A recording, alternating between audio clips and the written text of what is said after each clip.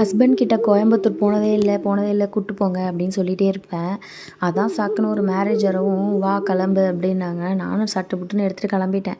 போகிற வழில மாடு சிலையை பார்த்தோன்னே ரொம்ப எக்ஸைட்டட் ஆகிட்டேன். அப்புறம் 2-3 ஃபோட்டோ எடுத்துகிட்டு அப்புறம் கோயம்புத்தூர் போயிட்டு தலப்பாக்கட்டியில் வந்து 3 மட்டன் பிரியாணி சொல்லியிருந்தோம். எல்லாம் சாப்பிட்டுட்டு அரட்டை அடிச்சுட்டு அப்புறம் வந்து ஒரு pepper chicken drumstick pepper chicken something ஏதோ ஒன்று இருந்தது. அது நான் டேஸ்ட் பண்ணதில்லை.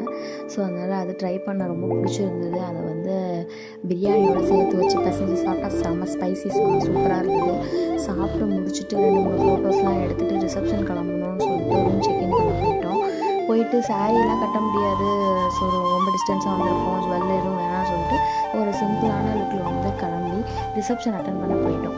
ரிசப்ஷன் அட்டன் பண்ணிவிட்டு அங்கே வந்து அப்படியே சாப்பிட்டுட்டு அப்புறம் வந்து ரூமுக்கு வந்து தூங்கிட்டோம்.